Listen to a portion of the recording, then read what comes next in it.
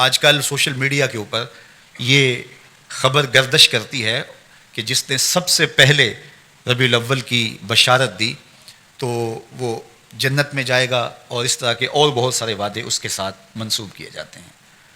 عجیب سی کہانی ہے، اللہ کے محبوب علیہ الصلوۃ والسلام کا کوئی حکم اس باب میں نہیں ہے، بلکہ حکم یہ ہے کہ جب 29 دن ہو جائیں تو پھر چاند دیکھو، اور اگر چاند نظر آ گیا تو ٹھیک، ورنہ 30 دن پورے کرو۔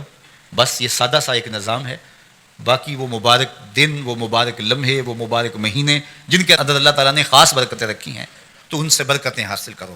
تو یہ جو ہم ایک وہ بھیڑ چال کے طور پہ یہ شعر ہونا شروع ہو جاتا ہے کہ فلاں مہینے کی جس نے سب سے پہلے خبر دے دی تو اس پر رسول اللہ کی شفاعت واجب ہو گئی، تو یہ کتنی بدترین بات ہے کہ حضور کے نام وہ چیز منسوب کر دی جو میرے حضور نے فرمائی ہی نہیں۔ یہ بلکہ فرمایا کہ جس نے میرے اوپر جانتے بوجھتے جھوٹ گھڑا اور میری طرف جھوٹ کو منسوب کیا، وہ اپنا ٹھکانہ جہنم میں تلاش کرے۔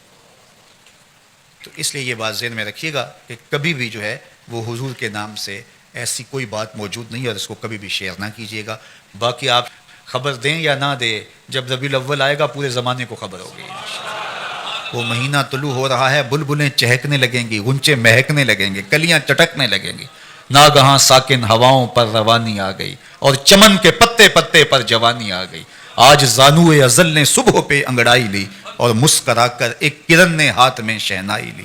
مخزن اسرار قدرت کے امی پیدا ہوئے، غل ہوا دنیا میں ختم المرسلین پیدا ہوئے۔ تو جب وہ مبارک گھڑیاں، جن گھڑیوں میں صدیاں قبل میرے حضور آئے تھے، تو وہ لمحے آئیں گے۔ جس طرح کی زندگی ہم بسر کر رہے ہیں، ماضی میں ایسی زندگی بادشاہوں کی بھی نہیں تھی۔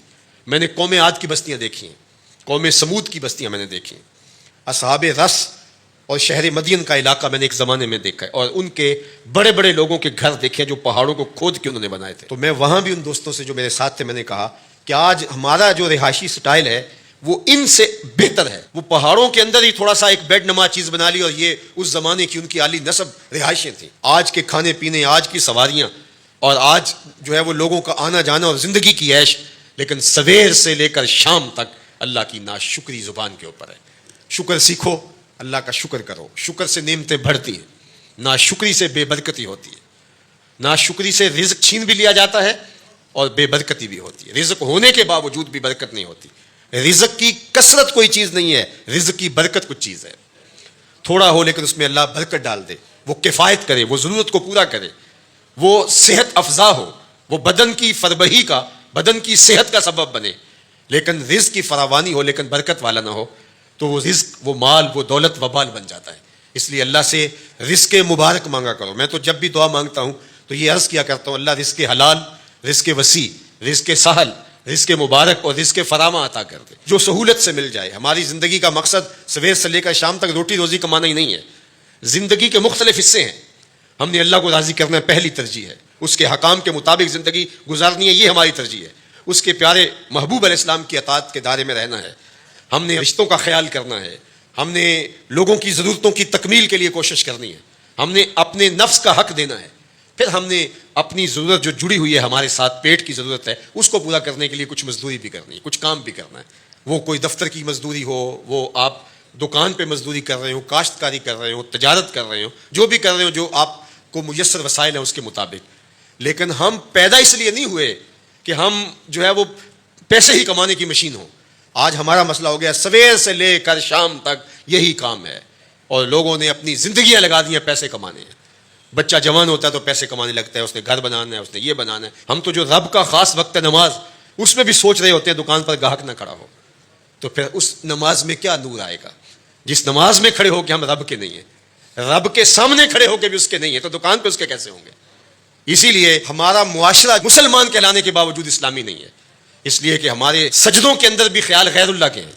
سجدہ تو اقصی غایت التذلل والخشوع، سجدے میں تو سب کچھ ڈھیر کر دیتا ہے بندہ، پیشانی بھی رگڑتا ہے، ناک بھی رگڑتا ہے، اعضاء بھی زمین پہ رگڑتا ہے، اور کس طرح گر جاتا ہے، اور گر کے کیا کہتا ہے؟ سبحان ربی الاعلی، مالک یہ ہوں میں گرا پڑا اور تو ہے سب سے اعلیٰ۔ لیکن وہاں سجدے کے اندر بھی اگر دکان پہ کھڑا ہے، سجدے کے اندر بھی کاروبار پہ کھڑا ہے، سجدے کے اندر بھی ان چیزوں پہ کھڑا ہے، تو مجھے بتاؤ وہ کھڑا کہاں ہے؟ تو اپنی زندگی کو منظم ہمیں کرنا چاہیے، جو اللہ نے میسر کر رکھا ہے اس سے ہماری اگر ضرورت پوری ہوتی ہے تو اس پہ شکر بجا لانا چاہیے.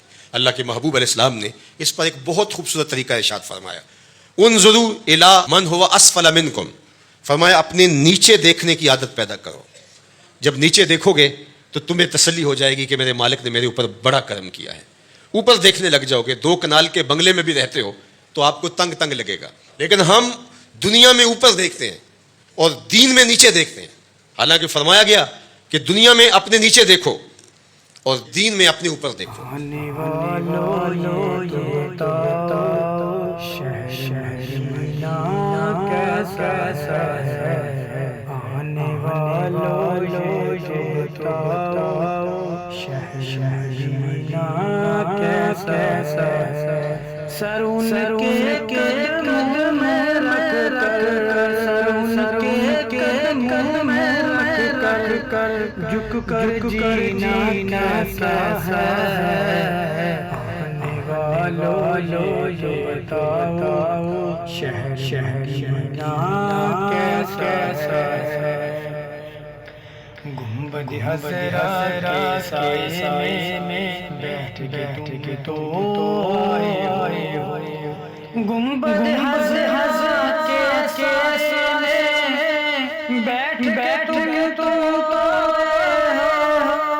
اس سائے میں رب کے آگے، اس سائے میں رب کے آگے سجدہ کرنا کیسا ہے.